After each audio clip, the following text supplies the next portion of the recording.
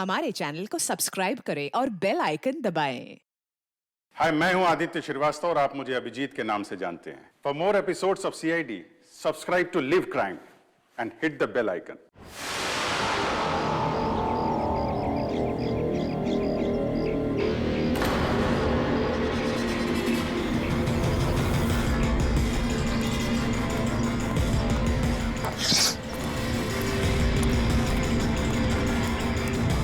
ए, रुको, कौन हो तुम?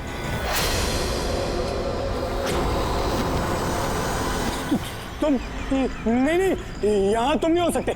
नहीं। ए, रुक! अरे यहाँ आने की परमिशन नहीं है किसी को। वॉचमैन, पकड़ो इसे। वो देखो भाग रहा है, पकड़ो उसे।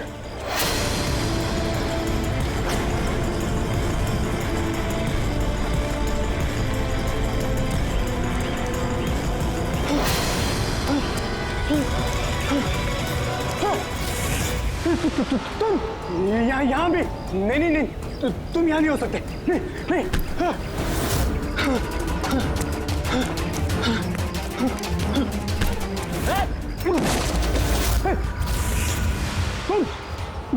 तुम मेरे पीछे क्यों पड़े? तुम मुझे मार दोगे। अरे कौन है? रुक!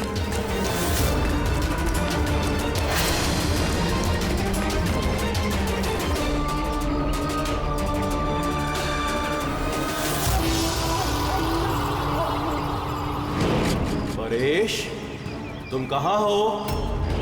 मैं तुम्हारी मदद करने आया हूं। देखो, डरो नहीं, सामने आओ। मैं तुम्हें उससे बचा लूंगा। कुछ नहीं कर पाएगा वो तुम्हारा। सामने आओ परेश।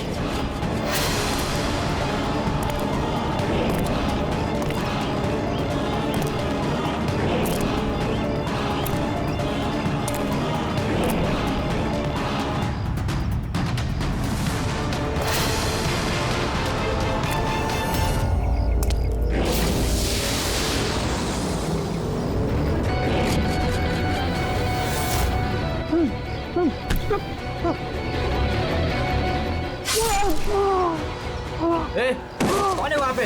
हाँ?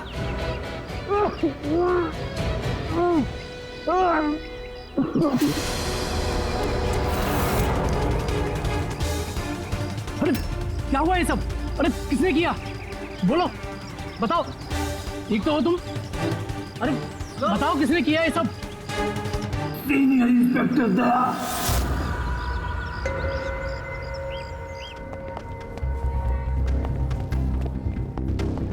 हाँ डॉक्टर साहब, पेशेंट खतरे के बाहर है, लेकिन अभी भी बेहोश है। कौन है, कुछ पता चला? हाँ, इसका नाम परेश है, लेकिन अभी तक बेहोश है। होश में आने के बाद आप लोग मिल सकते हैं। ठीक है डॉक्टर साहब, थैंक यू। वैसे आपने हमें क्यों बुलाया? इनके कारण। इनका कहना है कि हमला करने वाला आप ही की टीम का है। What? क्या बकवास कर रहे हैं आप?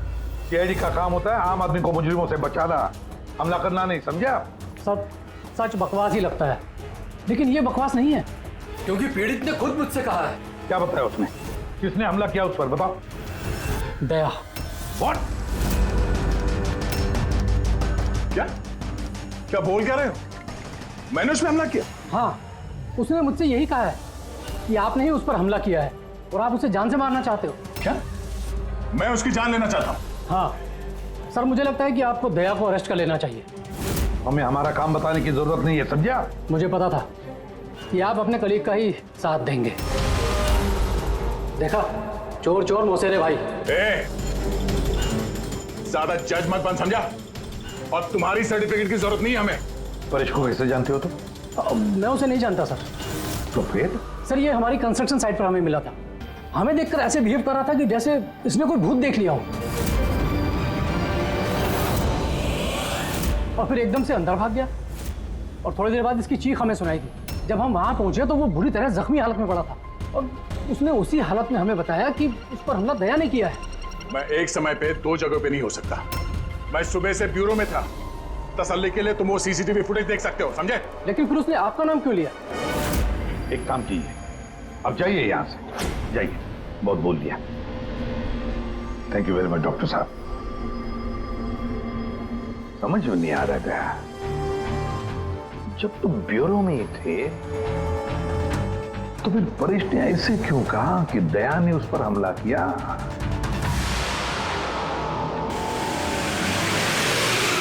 एक बात बताइए, जब आप लोगों ने यहाँ पे परेश को जख्मी हालत में देखा था तो उसके साथ में कोई था या किसी को आते जाते देखा हो? नहीं साहब, वो अकेला ही था। लेकिन सर उसने इंस्पेक्टर दया का पता है, उसने दया का नाम बोला। हम यहाँ वो जानने आए जो उसने नहीं बोला, समझे आप? और दया ऐसा नहीं कर सकता। सर आप इतने यकीन से कैसे कह सकते हैं कि दया सर ऐसा कुछ नहीं कर सकते हैं? जो आदमी अपनी जान दांव पे लगा के दूसरों की जान बचाता हो वो किसी का खून नहीं कर सकता। खुद से ज्यादा मुझे दया पे भरोसा है, समझे?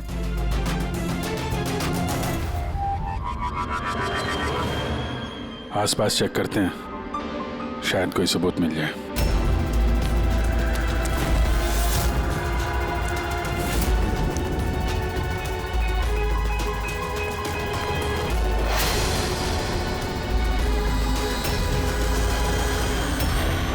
सर, हाँ? सर ये देखिए। ओह नो, है कौन ये? जिंदा है। हेलो, एम्बुलेंस भैया, मालमणी के पास अंडर कंस्ट्रक्शन बिल्डिंग है, वहां पे भेजो जल्दी। तुम लोग जानते हो इसे? ये तो सुबह सर है, ये 2-3 बार पहले फ्लैट देखने आ चुके हैं। लेकिन सर इसे हुआ क्या है? शायद ऊपर से गिरा है।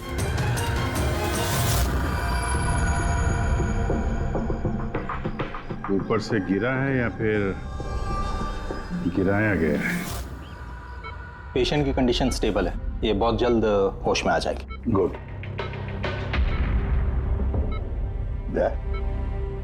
क्या हो गया? इसे तुम ऐसे क्यों देख रहे हो? जानते हो इसे? साहब, अभिजीत तुम यहाँ क्या कर रहे हो? जिस अंडर कंस्ट्रक्शन बिल्डिंग में इस परेश पे हमला हुआ है वहां पे हमें एक और आदमी जख्मी हालत में मिला। और एक आदमी? कौन है वो? तो वॉचमैन बता रहा था उसका नाम सुबू है, वहां पे 2-3 बार आया था मकान देखने के लिए। उसके हाथ में से हमें ये कपड़े का टुकड़ा मिला है। अच्छा, छोड़ दो मुझे मत मारो, छोड़ दो मुझे, मत मारो मुझे, छोड़ दो मुझे। परेश, परेश, मैं इसे भी प्रद्युमन सीआईडी से, घबराओ मत, तुम्हें कोई कुछ नहीं करेगा, हम तुम्हारे साथ हैं। दया, दया छोड़ दो मुझे, दया छोड़ दो मुझे, मुझे मत मारो दया। परेश दया तुम्हारे सामने खड़ा है, मैं इसे भी प्रद्युमन हूँ। दया, दया छोड़ दो मुझे, छोड़ दो मुझे। परेश, दया, दया तुम जाओ, दया तुम क्या चाहते हो मुझसे? दया छोड़ दो मुझे। परेश क्या बात कर रहे हो? दया, दया छोड़ दो मुझे, मुझे मत मारो दया। परेश मैं दया नहीं, मैं अभिजीत हूँ। दया, दया जाओ यहाँ से, जाओ, जाओ। अरे दया इधर है।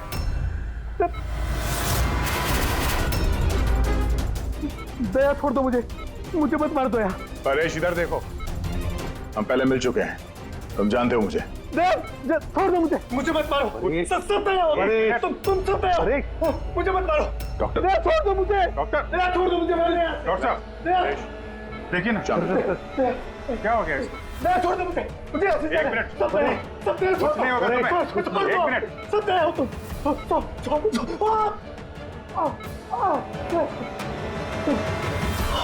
दया हो, दया हो तुम सब दया हो, तुम सब दया हो।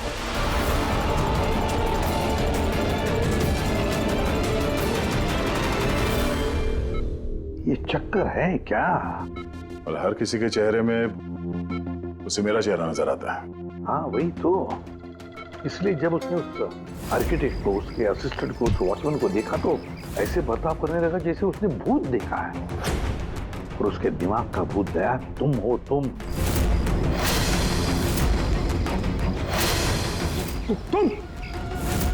और इसीलिए उसे लगता है कि तुमने उस पर हमला किया है, क्योंकि हमलावर में भी वो तुम्हें ही देख रहा होगा।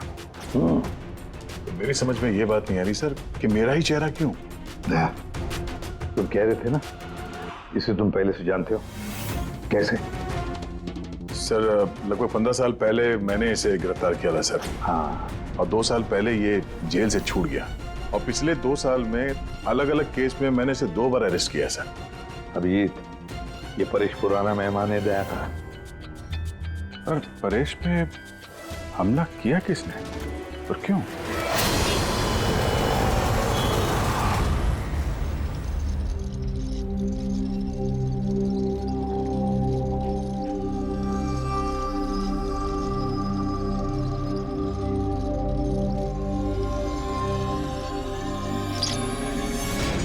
अरे मैडम जरा ध्यान से।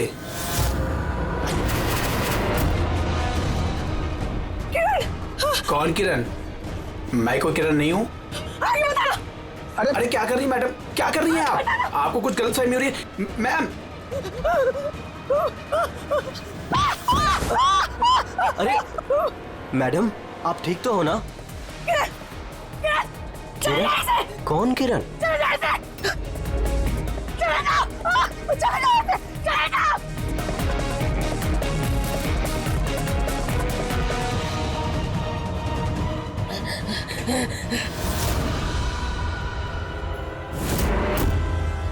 क्यों सुबह, कैसी तबीयत है तुम्हारी?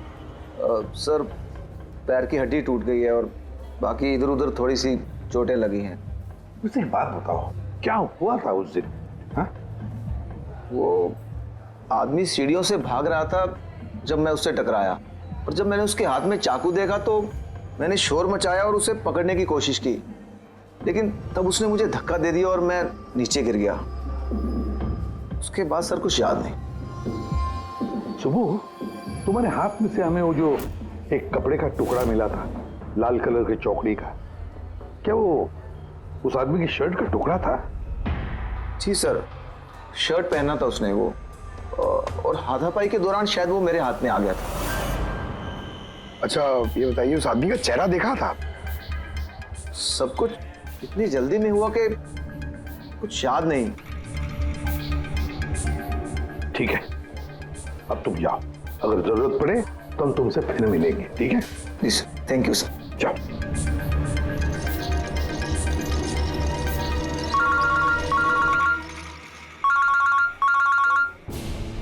आ गया? क्या? कहां पर? अच्छा ठीक है, मैं अभिजीत और पूरी को भेजता हूं उधर। हाँ हाँ, अभी अभी। यस। क्या हुआ सर? दया बता रहा था कि किसी सुपरमार्केट में एक औरत आसपास के सभी लोगों पर हमला कर रही थी और हर एक को किरण किरण किरण नाम से पुकार रही थी। देखिए मैडम, हम लोग सीआईडी से हैं, आपकी मदद करने के लिए आए हैं, ठीक है? ये चाकू हमें दीजिए। तुम्हें किरण हो? देखिए मैडम, मैं किरण नहीं हूँ, मैं इंस्पेक्टर अभिजीत हूँ। मैं तुम्हें भी जान से मार दूंगी। मैं नहीं छोड़ूंगी। आप प्लीज नहीं छोड़ूंगी। चाकू रखिए। तुम भी किरण हो, मैं बोलता।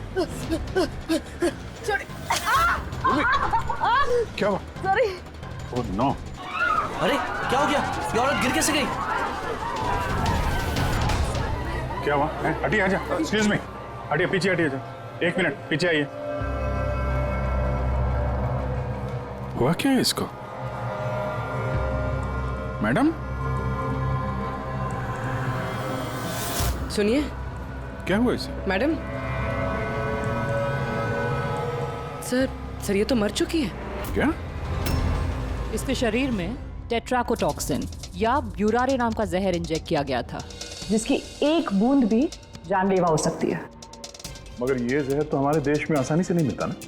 सिर्फ उसे ही मिलता है जो बड़ा रिसर्च कर रहा हो। तो भगदड़ में किसी ने वो पॉइजन इसे इंजेक्ट कर दिया। मगर एक काम करो, इस हादसे के वक्त का जो सीसीटीवी फुटेज है ना, वो अच्छी तरह से चेक करो। खूनी की तस्वीर उसी में मिलेगी सर। और सर, इस परेश का क्या? इसे हर जगह मैं ही क्यों दिखता हूँ?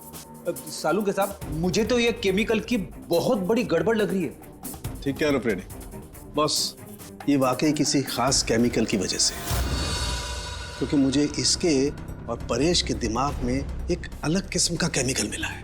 तुम्हारे कहने का मतलब है कि इसी केमिकल की वजह से इन दोनों का बर्ताव एक जैसा और एक ही चेहरा इन दोनों को दिखता है। हाँ बस, और मैं इस केमिकल को और डिटेल में समझने की कोशिश कर रहा हूँ। मतलब जब तक इस परेश के दिमाग पर इस केमिकल का असर रहेगा, हमें कोई जवाब नहीं मिलेंगे। और अभिजीत, ये कपड़े का टुकड़ा जो आपने हमें दिया था, इसमें से भी हमें कुछ मिला है। कमाल है तारिका जी, आज तो फोरेंसिक में एक के बाद एक सबूतों का खजाना हाथ लग गया है। क्या मिला क्या आपको? ये कॉटन का कपड़ा है और इसके रेशों में आटे के कुछ ट्रेसेस मिले हैं। आटा? सिर्फ आटा? सिर्फ आटा। हाँ वाकई खजाना तो हाथ लगा है। आटा। सर ये फोटोग्राफ है सर। ये जितने भी लोग हैं इनमें से किसी ने उन्हें पॉइजन का इंजेक्शन दिया सर। अब और एक काम करो, ये जितने सारे लोग हैं ना, इन सब की मूवमेंट ट्रैक करो। शॉपिंग मॉल में खून होने से पहले ये लोग कहाँ थे, कहाँ से आए, क्या क्या कर रहे थे, और खून होने के बाद में देखो ये लोग कहाँ कहाँ गए। ओके?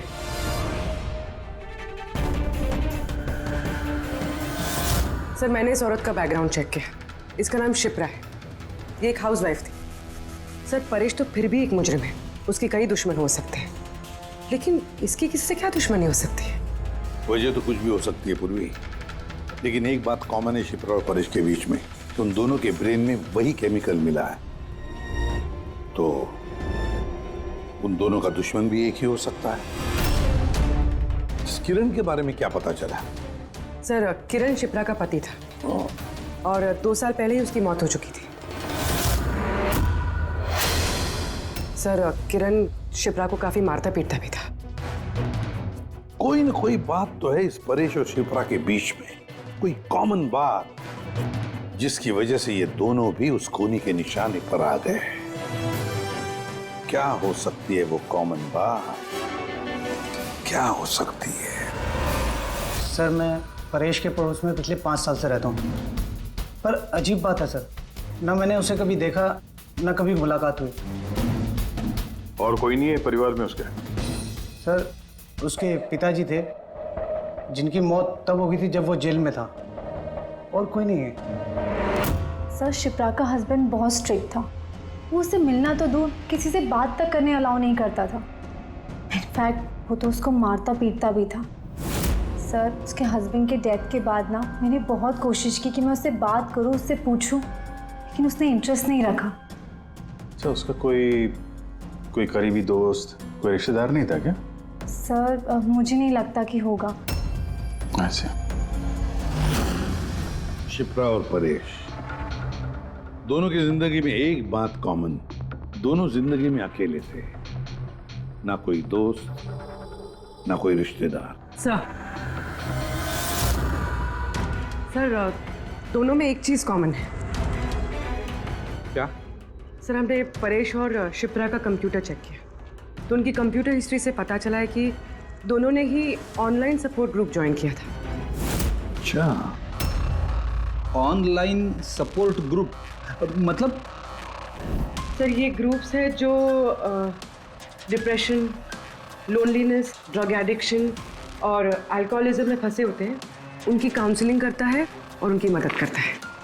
सर शिप्रा ने 2 हफ्ते पहले ही एक ऐसा ग्रुप ज्वाइन किया था जो शादीशुदा जिंदगी में परेशान लोगों की मदद करता है, और परेश ने अपने अकेलेपन से निकलने के लिए पिछले महीने ही ऐसा ग्रुप ज्वाइन किया था। अजीब इत्तेफाक है, दोनों ने ऑनलाइन ग्रुप ज्वाइन किया और दोनों को एक ही तरीके की परेशानी हुई। कुछ पता चला इस ग्रुप के बारे में?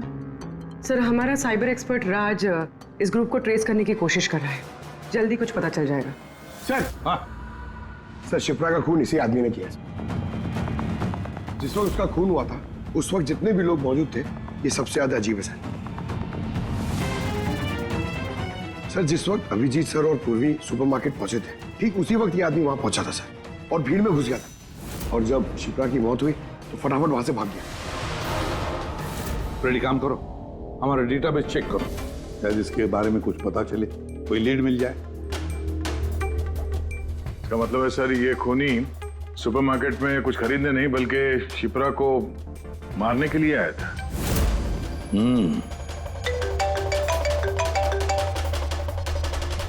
हाँ राज, ओके ठीक है, तो तुम मुझे एड्रेस SMS कर दो। Thank you.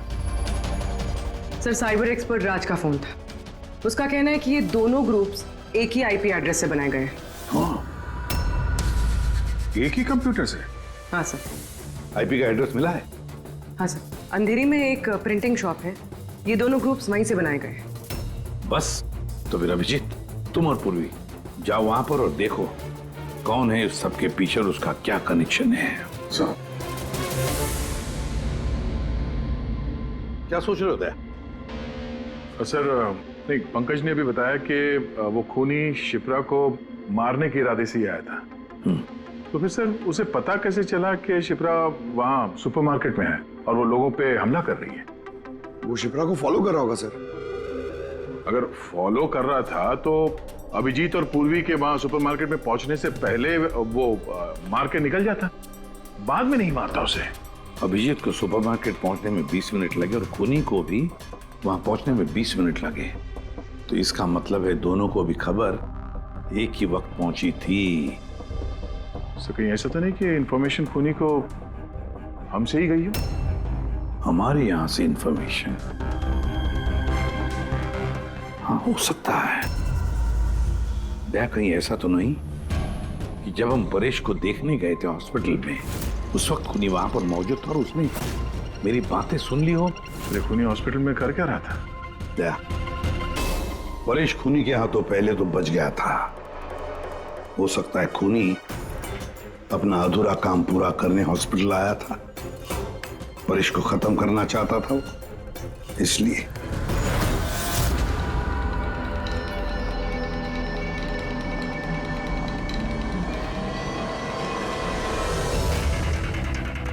डॉक्टर साहब, क्या आपने इस आदमी को देखा है?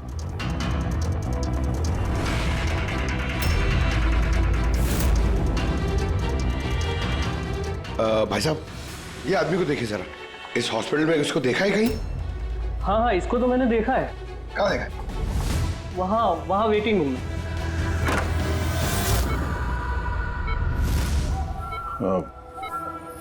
क्या कोई आया था क्या? नहीं सर, यहाँ कोई नहीं आया। ठीक। हाँ दे सर, परेश तो ठीक है पर वो खूनी अभी तक दिखा नहीं। कहीं तो छुप कर बैठा ही है यार, सही वक्त का इंतजार कर रहा है। वेटिंग रूम में भी चेक किया सर, वहां भी कोई नहीं है। तो यही पता है, पर कहाँ छुप कर बैठा है ये?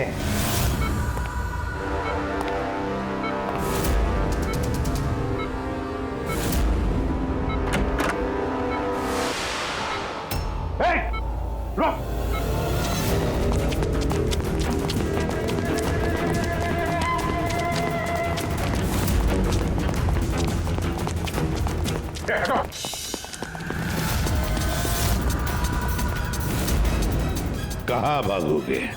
रुक!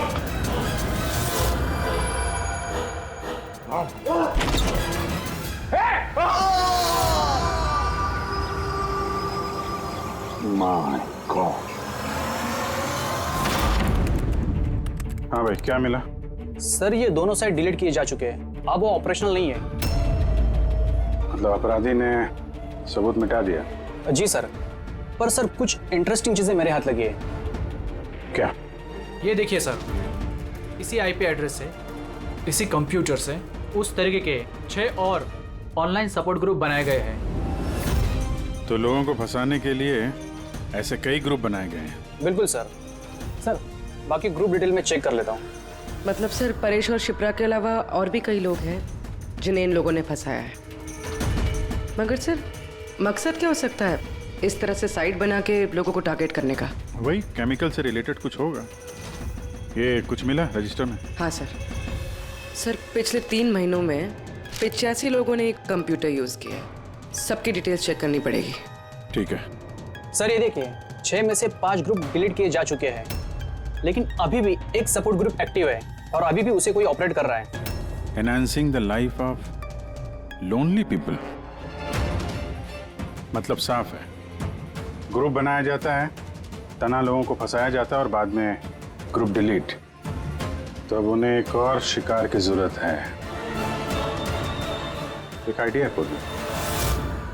कुछ पता चला इस आदमी के बारे में? फिलहाल तो कुछ नहीं। वॉलेट के अलावा इसके पास कुछ भी नहीं मिला है, मोबाइल फोन तक नहीं। तो हमारे पास कोई सुराग नहीं है। दया, ये केस दिखता उतना सिंपल नहीं है, बहुत बड़ा षड्यंत्र है ही है। कई सारे लोग इसमें इन्वॉल्व हैं। ये तो इस खेल का मोहरा लग रहा है सर, वो भी भाड़े का। और इस केस का मास्टरमाइंड अभी भी आजाद घूम रहा है, अपने नए शिकार की तलाश में होगा। जल्द से जल्द ढूंढना होगा सर इसे। हाँ पंकज, आराम से। बस खड़े। ये क्या ही था उनके? सर आप ये क्या खेल खेल रहे हैं पंकज के साथ? नहीं, ये कोई खेल नहीं है। बस मैंने बताया था ना, ये केस बहुत ही पेचीदा है, बड़ा कॉम्प्लेक्स है। याद है ना, मैंने बताया था उस परेश के और उस शिप्रा के दिमाग में मुझे एक अलग तरीके का केमिकल मिला था। हाँ, मैंने उस केमिकल को रिप्लिकेट किया और इस पंकज के शरीर में इंजेक्ट कर दिया। What? तू पागल हो गया फारूक है? अगर इसे कुछ हो गया तो? अरे कुछ नहीं होगा यार, बिलीव मी, मैं पागल हूं क्या?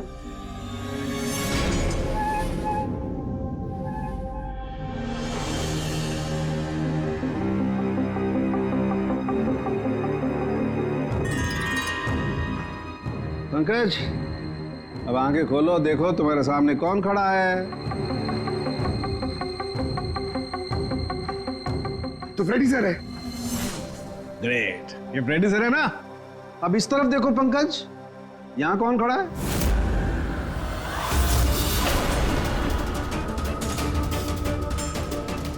ये कैसे हो सकता है? ये इधर फ्रेडी सर, यहाँ फ्रेडी सर। मतलब सारू के ये परेश और शिप्रा के साथ यही हो रहा? पंकज, बस पट्टी लगा लो, बस। ये देखा बस, इसे फ्रेगोली सिंड्रोम कहते हैं। इस सिंड्रोम में इंसान को एक ही चेहरा हर चेहरे में दिखाई देता है। उस इंसान का चेहरा जिसे या तो वो सबसे ज्यादा नफरत करता है या जिससे सबसे ज्यादा डरता है। पंकज, मुझसे इतनी नफरत करता है तू? अरे सर, आपसे नफरत थोड़ी करता हूँ सर, आपसे तो मैं डरता हूँ। पंकज को मैंने इस केमिकल का बहुत थोड़ा सा डोज दिया, इसीलिए इस पर वैसा असर नहीं हुआ जैसा शिप्रा पर और परेश पर हुआ था। परेश और शिप्रा को तो इतना हेवी डोज दिया गया था कि उनके दिमाग पर गहरा असर हुआ और साइकोसिस लेवल पर पहुंच गए। इसलिए दोनों ऐसा रिएक्ट कर रहे थे जैसे सामने भूत दिख गया हो। तो इसका मतलब जैसे जैसे परेश के दिमाग से ये केमिकल का असर कम होगा, नॉर्मल हो जाएगा और हमें अपराधी तक पहुंचने का जरिया मिल जाएगा। हो सकता है, लेकिन दावा नहीं कर सकते। और हाँ, हम ये भी नहीं कह सकते कि इस केमिकल का असर कितने दिनों में खत्म होगा।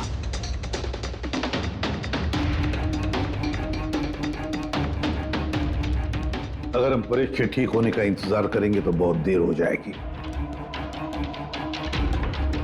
हमें कोई और तरीका ढूंढना होगा, कोई और तरीका। हाँ पूर्वी। सर, मैंने वो ऑनलाइन ग्रुप पे रजिस्टर कर लिया और डिटेल्स भी एकदम परेश और शिप्रा की तरह थी। नो फ्रेंड्स, नो फैमिली, एकदम अकेले। उन लोगों को ऐसे लोगों की तलाश है। ये तुम्हारा ट्रैक है, इससे पता चलता रहेगा तुम्हारे मोमेंट के बारे में। और ये तुम्हारा कैमरा। हमारे पास सिर्फ ये वॉलेट है सर, उस आदमी की पहचान और असलियत जानने के लिए, और एक कुछ चीजें मिली है साथ में।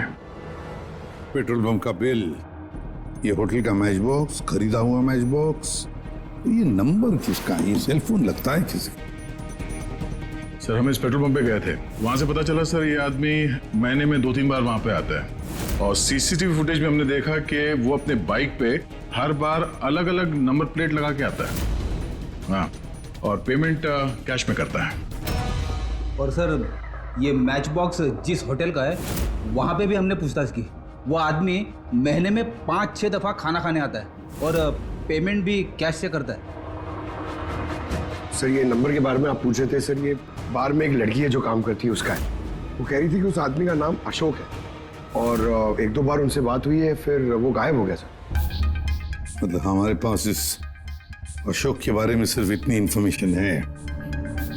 एक काम करते हैं, ये सारी जो लोकेशंस है ना, पेट्रोल पंप, बार और ये होटल, देखते हैं कहाँ पर है। जरा मैप दिखाओ।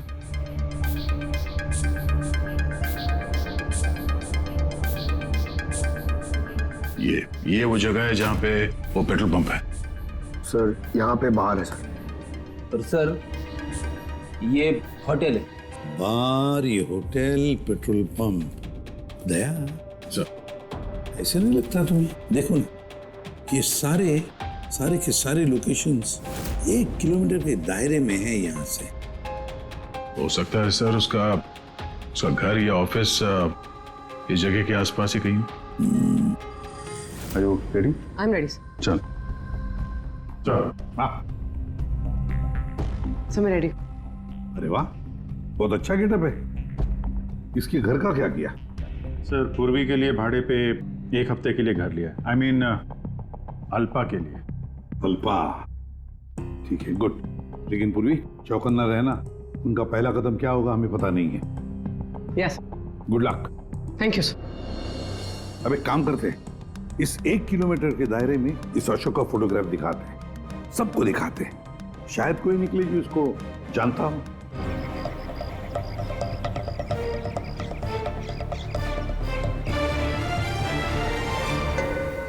पूर्वी। हाँ सर। चौकन्ना रहना। सर यहाँ पे तो सब ठीक है।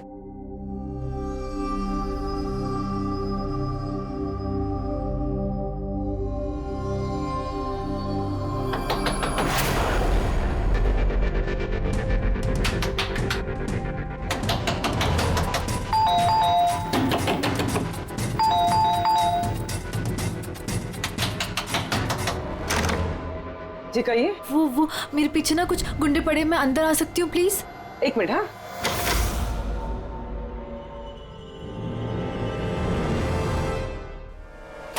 हाँ जल्दी आओ। क्या क्या क्या हुआ क्या तुम्हें? अरे ये तो आदित्य है, शिप्रा की पड़ोसन। वो एक्चुअली मेरे पीछे कुछ गुंडे पड़ गए थे, मुझे समझ नहीं आ रहा था, इसलिए मैं आपके घर आ गई। कोई बात नहीं। Thank you miss. अल्पा। और तुम? अदिति। बैठो। अब प्लीज मुझे 1 गिलास पानी देंगे प्लीज? अभी लाती हूँ।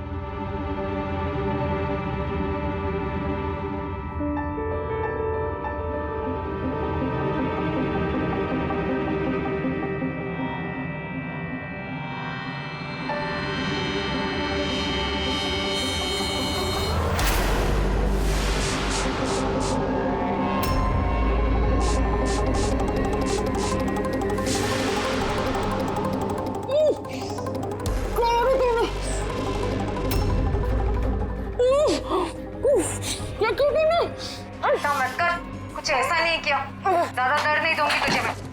पूर्वी,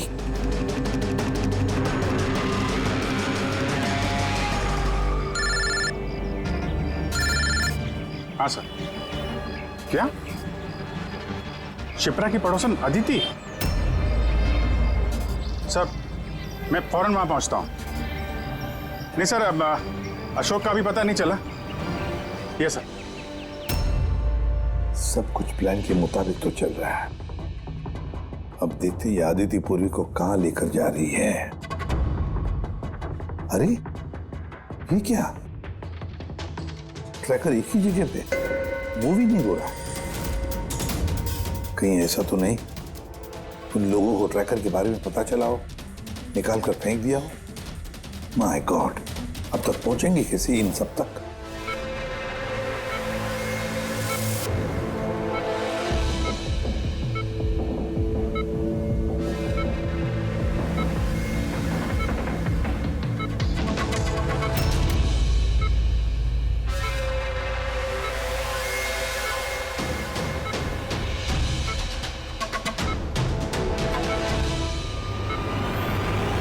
चलो, तुम्हारे दवा का वक्त हो गया है। अब अच्छे बच्चे की तरह दवा लो और तुम बिल्कुल भी टेंशन मत लेना, तुम्हें ज्यादा दर्द नहीं दूंगी। कौन हो तुम? छोड़ो मुझे, छोड़ो मुझे। चिंता मत करो, मैं तुम्हें दर्द नहीं दूंगी। छोड़ो मुझे।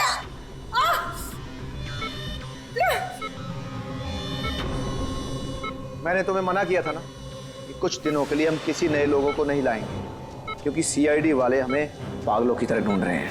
हमारी कोई भी लापरवाही हमें बहुत महंगी पड़ सकती है। सर अदिति का घर बंद था, दरवाजा तोड़ के हम लोग अंदर भी घुसे पर कुछ हाथ नहीं लगा सर। इस अशोक का भी कुछ पता नहीं चल रहा है। सर ऐसा लग रहा है हमारे लिए सारे रास्ते बंद हो गए। नहीं फ्रेडी, हमारे लिए कोई रास्ता बंद नहीं होता, हम सीआईडी वाले रास्ता बनाते हैं। सर वो लोग कहीं पूर्वी को केमिकल इंजेक्शन ना दे दे। नहीं, कुछ नहीं करेंगे वो लोग, पूरी को कुछ नहीं होगा। कोई तो बात हम मिस कर रहे हैं, कोई तो बात है जो हमसे छूट रही है, पर क्या क्या हो सकती है वो बात? सर वो कपड़े का टुकड़ा जो हमें सुबह के हाथ में मिला था, उसके रेशे में आटा मिला था हमें। हाँ सर, आटा। जब मैं अशोक के बारे में रोड पे लोगों से पूछ रहा था, हाँ, तो वहां पे मैंने एक आटा की चक्की देखी थी और उसके पीछे एक पुरानी बिल्डिंग भी है। तो फिर जरूर वो आदमी जिसने परेश पर हमला किया उस आटे की चक्की के आसपास ही रहता होगा, इसीलिए तो उसकी शर्ट पर आटा आ गया। तो ये भी तो हो सकता है कि परेश पे हमला करने वाला अशोक ही हो। सर वो कपड़े का टुकड़ा भी अशोक का ही हो सकता है। ये भी हो सकता है कि परेश पे हमला करने वाला और ये अशोक दोनों एक गैंग के लिए काम करते हो और वो गैंग आटे के चक्की के आसपास होगा। सबके सब आटे के चक्की के आसपास ही हो गया अभिजीत, और पूर्वी को भी उस चक्की के आसपास ही रखा होगा।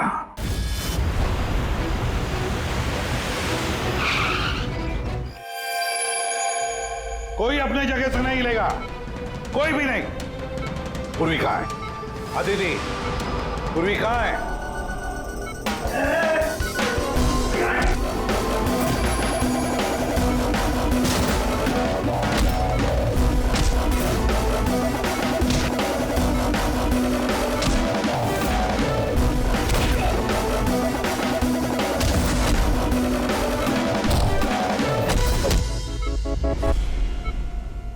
सब नर्सेज और डॉक्टर इस तरफ आ जाओ। चले चलो तुम भी जल्दी।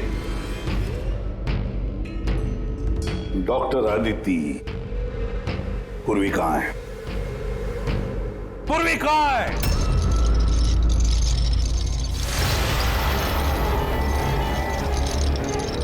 तुम्हारी पूर्वी मेरे पास है एसीपी। सुंबू तुम? हाँ मैं, जिसे तुम लोग यहां वहां खोज रहे थे ना, वो तुम लोगों के साथ ही था। मुझे देखकर अफसोस तो हो ही रहा होगा ना। मुझे पता था सीआईडी कोई भी काम अधूरा नहीं छोड़ेगी, इसलिए मैं अपना हर कदम फूंक फूंक कर रख रहा था। लेकिन इस अदिति की बेवकूफी की वजह से सब गड़बड़ हो गया और मुझे फंसाने के लिए तुमने अपने इस ऑफिसर को मेरे पास भेज दिया। लेकिन अब ये मेरे जाल में फंस चुकी है और मुझे यही यहां से बाहर निकालेगी। तुम्हें क्या लगता है पूर्वी की आड़ लेकर तुम हमसे बच जाओगे? नहीं, लगता नहीं है, ऐसा ही होगा। अगर तुम अपने इस बहादुर ऑफिसर को जिंदा देखना चाहते हो तो मुझे यहां से जाने दो, नहीं तो मैं ये केमिकल इसके अंदर इंजेक्ट कर दूंगा और उसके बाद क्या होगा तुम लोग सब जानते हो। पर ये सब तुम क्यों कर रहे हो? हाँ? अपने बेटे रवि के लिए। अपने बेटे के लिए? हाँ, मेरे बेटे को पार्किंसन नाम की बीमारी है।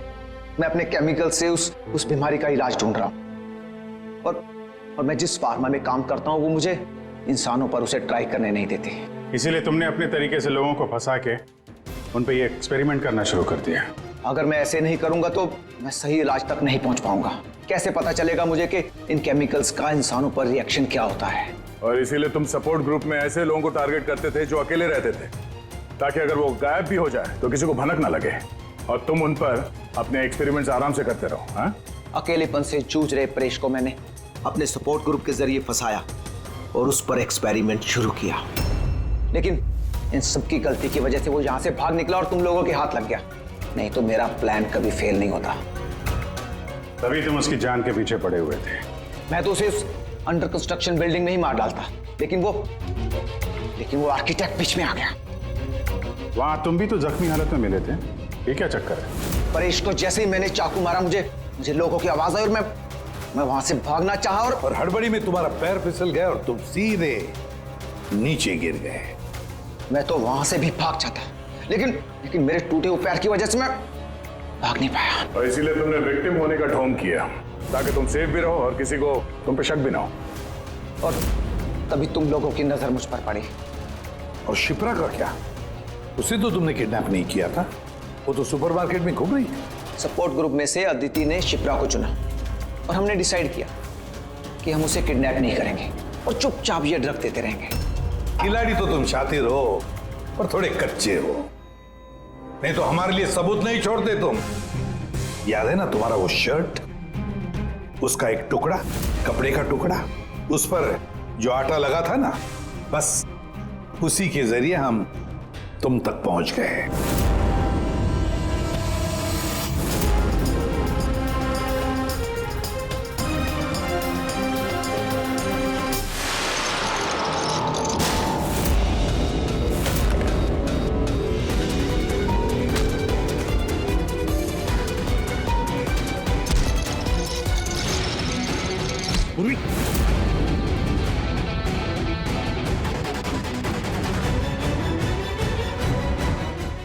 देखो, हाँ?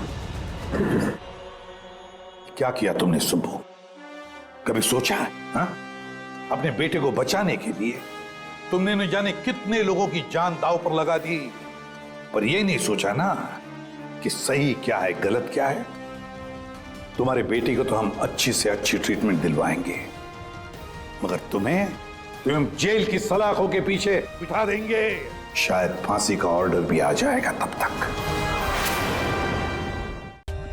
For more updates, subscribe to our channel, click the show links and enjoy watching the videos.